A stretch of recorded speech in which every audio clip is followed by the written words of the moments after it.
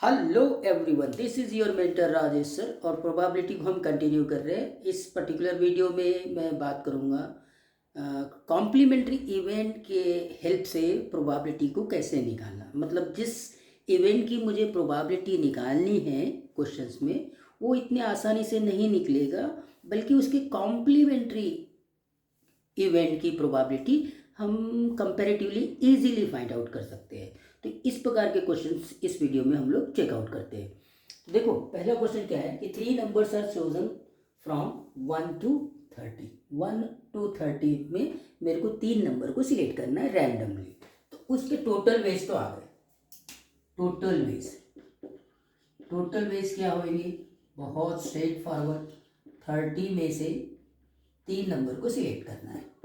मतलब 30 into 29 into 28, 3 into 2 into 1, ये 30C3 का कैलकुलेशन हो गया। करेक्ट। यहाँ से ये 10 हो जाएगा और 2 से ये कितनी बार कट जाएगा? 14 बार। तो आपके पास में ये आ गया 10 इंटू 14 इंटू 29। इसको अभी एज इट इज रखिए, पूरी तरह से मल्टीप्लाइड मत करिए, क्योंकि आप प्रोबेबिलिटी का क्वेश्चन डील कर रहे हैं। तो जब भी प्रोबेबिलिटी का क्वेश्चन करेंगे तो ये टोटल वेज डिनोमिनेटर में आएगा, न्यूमरेटर में फेवरेबल केसेस भी आएंगे, तो कैंसलेशन करने में इजी हो जाएगा। ठीक है, अभी देखो क्या, 3 numbers are chosen from 1 to 30। Find the probability that they are not consecutive. ये क्वेश्चन है कि जो 3 नंबर आपने सिलेक्ट किए वो कॉन्जिक्यूटिव नहीं होने चाहिए। मतलब 1 to 3 नहीं होना चाहिए, 2 3 4 नहीं होना चाहिए, 3 4 5 नहीं होना चाहिए। आई गया बस समझ में? इसीलिए इस क्वेश्चंस को हम कॉम्प्लीमेंट्री इवेंट से ज़्यादा बेहतर तरीके से या इजी तरीके से कर सकते हैं। कि नहीं, मैंने मान लिया कि भाई जो 3 नंबर मैंने सिलेक्ट किए हैं वो कॉन्जिक्यूटिव है, मतलब 1 2 3 है या फिर 2 3 4 है। तो इनके टोटल पॉसिबल जो वेज होंगे या आउटकम्स होंगे वो बड़े इजीली आप कैलकुलेट कर सकते हैं। कैसे? देखिए, आपने मान लिया ए इवेंट लिया, event that 3 numbers selected are consecutive,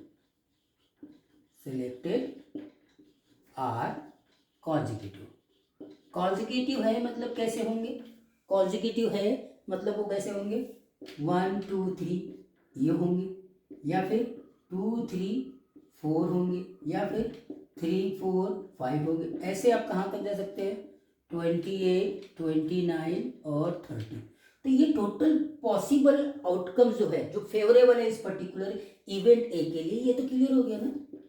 तो एन ऑफ ए जो होगा वो आपके पास में 28 होगा। 1 से स्टार्ट किया आपने, यहाँ पर फर्स्ट एलिमेंट 28 है, तो टोटल 28 हो गए। तो प्रोबेबिलिटी ऑफ इवेंट ए आ जाएगा। ये मेरा क्वेश्चन नहीं है, मैंने इवेंट ए माना है कि जो 3 नंबर मैंने सिलेक्ट किए हैं वो कॉन्जिक्यूटिव है। जबकि मेरा क्वेश्चन ये है कि मुझे वो 3 नंबर ऐसे सिलेक्ट करने हैं जो कि कॉन्जिक्यूटिव नहीं है, इसकी प्रोबेबिलिटी मेरे को फाइंड आउट करनी है। तो पहले मैं पी ऑफ ए की प्रोबेबिलिटी निकाल लेता हूँ। तो ये हो जाएगा 28 बाई, ये क्या है, 10 इंटू 14 इंटू 29। ठीक है, 14 से ये कितनी बार कटेगा? 2 बार, और 2 से ये कितनी बार कटेगा? 5 बार। तो ये आ जाएगा 1/5 इंटू 29। अगर आप कैलकुलेट करेंगे, 9 5 45 के 5 हाथ के 4, 5 दूनी 10 और 4 14, 1/145। ये प्रोबेबिलिटी हो गई, probability of event A which is exactly the that the number selected are consecutive. लेकिन मेरे को तो नॉट कॉन्जिक्यूटिव का निकालना है। तो नॉट कॉन्जिक्यूटिव मतलब इसका कॉम्प्लीमेंट्री इवेंट हो जाएगा। तो पी ऑफ ए डैश मेरा निकल गया, ये 1 माइनस पी ऑफ ए हो जाएगा, 1 माइनस 1/145 हो जाएगा। तो 144/145 ये मेरा आंसर हो जाएगा। करेक्ट। तो कॉम्प्लीमेंट्री इवेंट को कैसे यूटिलाइज करना है प्रोबेबिलिटी के क्वेश्चंस में, ये बात समझ में आई क्या? तो कुछ दूसरे क्वेश्चंस भी देखते हैं जिससे कि ये कॉन्सेप्ट पूरी तरह से क्लियर हो जाएगा। Now look at this question, this is very interesting question. what question says that the probability that out of 10 person, so we are having 10 person, all born in June. All the 10 persons are born in the month of June. Okay. Then we have to find out the probability that at least two of them, at least two of them have the same birthday. मतलब हमको ये probability निकालना है कि उन 10% में से कम 2 persons का बर्थडे सेम डे पे आना चाहिए. कैसे निकालेंगे? 2 पर्सन का बर्थडे सेम डे पे आएगा तो भी ठीक है. 3 पर्सन्स का एटलीस्ट है, 3 का भी सेम डे पे आ रहा है तो भी ठीक है. 4 पर्सन्स का भी. तो इस प्रकार के क्वेश्चंस को अब हमको कैसे करना पड़ेगा? तो डेफिनेटली यहाँ पर मैं कॉम्प्लीमेंट्री इवेंट के कॉन्सेप्ट को यूज़ करूँगा. वो कैसे? कि मुझे तो निकालना है कि at least to have the same birthday. तो मैं निकालूंगा इजीली कि भाई no 2 person has the same birthday. No 2 persons are born on the same day of the month June. Correct. तो देखो पहले तो एक बात बताओ कि जून में कितने डेज होते हैं? जून हैज़ 30 डेज. अब आप ये 30 डेज देखिए और ये ऑप्शंस को देखिए. तो ऑप्शन देखिए 30C10, मतलब 30 डेज में से 10 डेज को सिलेक्ट करना है. 30 डेज में से 10 डेज सिलेक्ट करेंगे डेट वाइज तो आपको डेफिनेटली डिफरेंट मिलेंगे. 10 डिफरेंट डेज मिल जाएंगे जून मंथ के. करेक्ट है क्या? करेक्ट. तो 30C10 सब में दिख रहा है 30C10 30C10.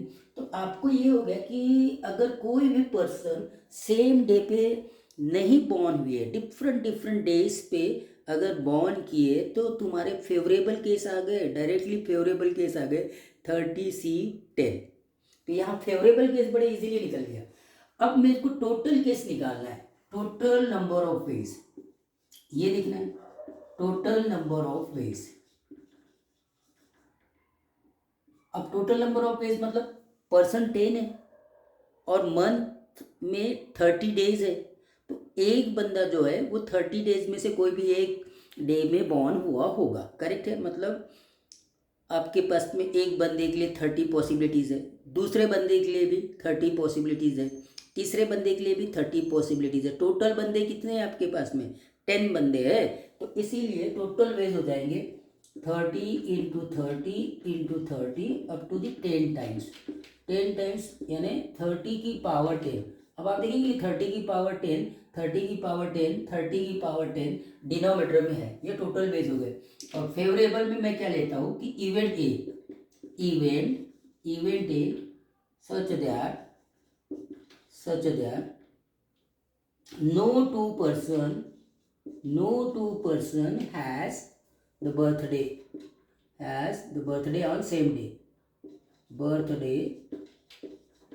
on same day. ये मेरे इवेंट का कॉम्प्लीमेंट्री इवेंट हो गया. यहाँ पे बोलते हैं कि at least to have the same birthday. मैं बोल रहा हूँ नहीं, कोई भी 2 पर्सन सेम डे पे बॉर्न नहीं हुए हैं. तो ये तो कॉम्प्लीमेंट्री हो गया. तो इसको मेरे को निकालना है. मतलब अब सारे के सारे 10 बंदे हैं वो डिस्टिंक्ट डेज में बॉर्न हुए हैं. तो इसके एन ऑफ ए आ जाएंगे जो कि फेवरेबल हो जाएंगे. 30 डेज में से कोई भी 10 डेज सिलेक्ट कर लीजिए. करेक्ट है कि नहीं?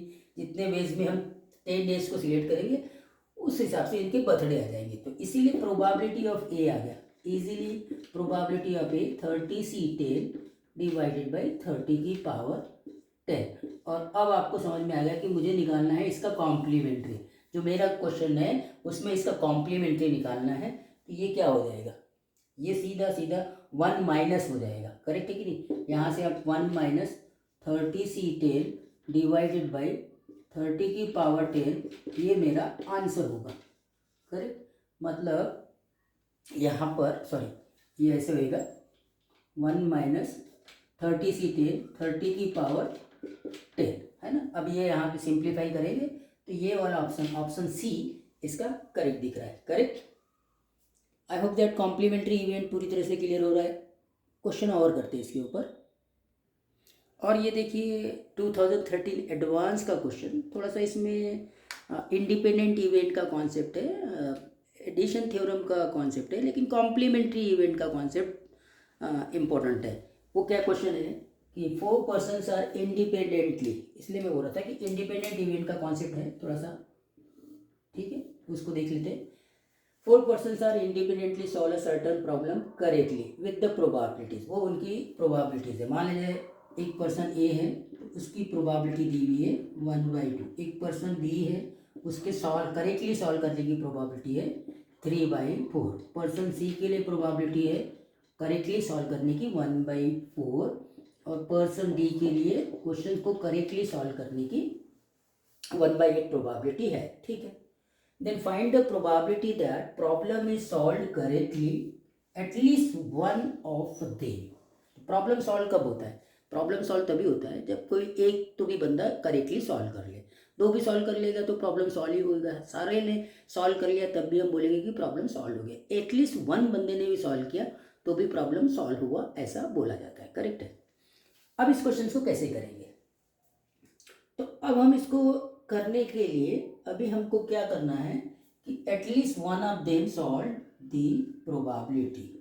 तो A union B union C union D निकालना है, लेकिन इसको मैं निकालूंगा कि none of them solve the problem correctly. ये बन गया मेरा नन ऑफ देम। ये क्या है? ये देखिए, ये है at least one of them, at least A और बी और सी और D solve the problems correctly, इसकी प्रोबेबिलिटी है। और इसको मैं कैसे निकाल रहा हूँ कि पहले मैं इसकी कॉम्प्लीमेंट्री को निकालूंगा। कॉम्प्लीमेंट्री क्या हो जाएगा? A union B union C union D का कॉम्प्लीमेंट। अगर इसको इंटरप्रेट करेंगे तो हम ये बोलेंगे कि none of them solve the problem correctly. अब ये देखिए, यहाँ पर दो तीन बातें इंपॉर्टेंट रहेगी। पहली बात तो सेट का कॉन्सेप्ट आ जाएगा। कॉम्प्लीमेंट्री से ये हो जाएगा ए कॉम्प्लीमेंट यूनियन इंटरसेक्शन बन जाएगा B complement intersection C complement intersection D complement. De Morgan's law लगा दिया मैंने इसमें।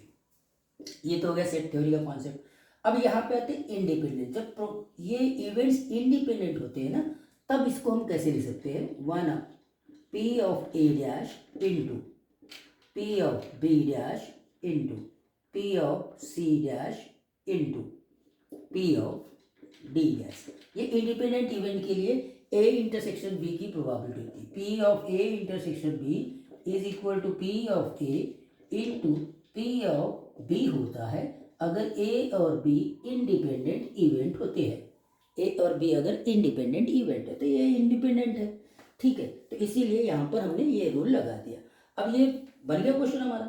1 minus P of A dash यहाँ से आ जाएगा। ए डैश पी ऑफ ए 1/2 है तो ए डैश 1/2 आ जाएगा।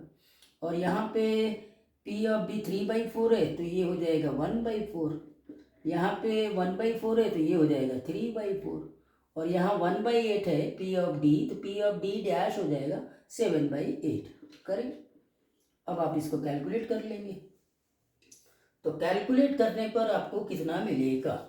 ये 16 हो जाएगा और ये भी 16 हो जाएगा तो 256। करेक्ट है। तो 1 माइनस ऊपर में 21 रहेगा 256। 256 में से 21 सब्ट्रैक्ट करेंगे तो आई थिंक दैट 235 आ जाएगा। 235/256। तो ये बन गया आपका आंसर। करेक्ट है क्या? बात समझ में आई? पहला ऑप्शन करेक्ट है। तो यहाँ पे भी हमने देखा है कि कॉम्प्लीमेंट्री इवेंट को यूज़ किया है कि we have to find out the probability that the problem is solved at least one of A B or C और डी। तो हमने क्या निकाला? हमने निकाला कि we will first of all find out the probability that the none of them has solve the problem correctly. तो क्या हो जाएगा? A union B union C union D का कॉम्प्लीमेंट ही तो हुआ है ना, वो none of them solve the problem correctly हो गया। अब यहाँ पे थोड़ा सा आपको सेट थ्योरी भी देखना पड़ेगा। सेट थ्योरी के हिसाब से डी मॉर्गन्स लॉ लगाएंगे तो ये ए का कॉम्प्लीमेंट यूनियन इंटरसेक्शन बन जाता है एंड लाइक दैट। अब उसके बाद हम थोड़ा सा इंडिपेंडेंट का भी कॉन्सेप्ट आ गया। इंडिपेंडेंट इवेंट के लिए probability of A intersection B probability of A into probability of B होता है। तो सेम चीज़ हमने यहाँ निकाल दिया और ये आंसर आ गया। आई होप दैट ये कॉन्सेप्ट अब पूरी तरह से क्लियर हो गया होगा। Thank you for watching.